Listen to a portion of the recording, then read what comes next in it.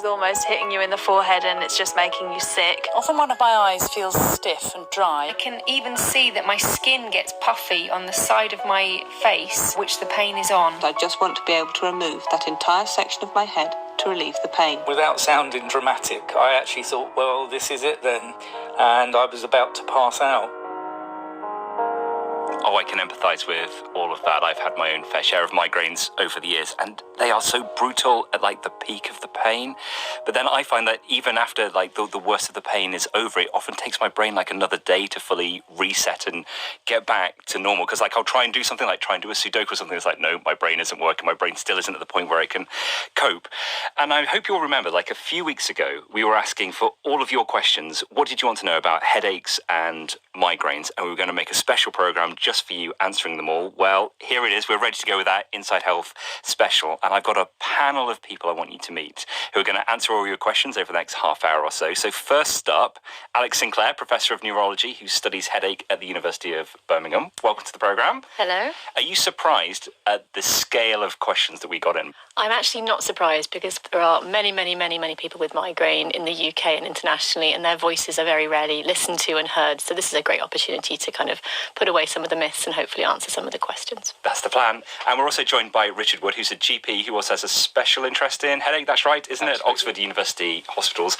Richard, we've seen in the news quite recently how devastating an impact headaches and migraines can have. I mean, we saw a Conservative minister resigning because of the impact of chronic migraines on her life. Absolutely. This is not just a headache. This is a disorder which affects your whole system and your whole function and can take you out completely unpredictably, and it affects up to 15% of the population. This is a big deal. Anna Marie Logan is our final contributor today, and you have a job title I've never heard of before. Yes. Headache physiotherapist. What's that? Yes, it's a physio who specialises in headache conditions, who helps patients with headaches live well.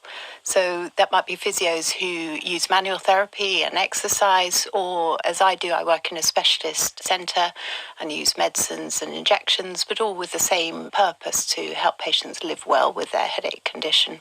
Well, shall we crack on with our first question, which came in from Alice? Hi, my name's Alice and I live in London. When I get a migraine, the first sign is my vision goes strange and patchy in places, and then I get a headache. Sometimes I get a headache without the funny vision, but I don't know if these are migraines or just a headache. So my question is, what makes a migraine a migraine? It's a cracker, isn't it? It's a great place to start. Alex, do you want to have a go? Yeah, of course. Gosh, that sounds really horrible when you get those episodes. So headaches tend to be an umbrella term, whereas migraines are a very specific diagnosis. They tend to be caused by activation of abnormal pain signalling within the brain and then release of pain chemicals.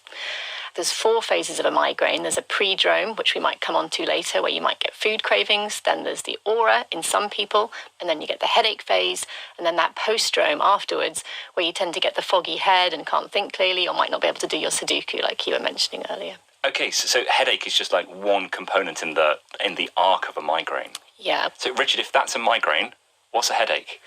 The other headaches we see very commonly are typically milder. They're called tension-type headaches, and it might just be a band of pain around the head, but you might have some sensitivity on the scalp, for example. But we often see them a lot with migraineurs because actually all headaches in the head are using the same machinery, this complex cobweb of pain nerves called the trigeminal system. Anne-Marie, who is most at risk of headaches and who's most at risk of migraines? So we know that women are twice as likely to get migraines than men. We know that migraine is much more prevalent in the working age, and we know that there's a genetic link. And before we delve any deeper, just give me the summary of how big a problem are headaches and migraines? Oh, it's enormous, really enormous. And I think what's so upsetting about it is that it's invisible. So 1 in 7 people have migraine being the biggest of the headache conditions. It costs the UK economy £9.7 billion. And that's a mixture of being off work and going to work and not being very productive.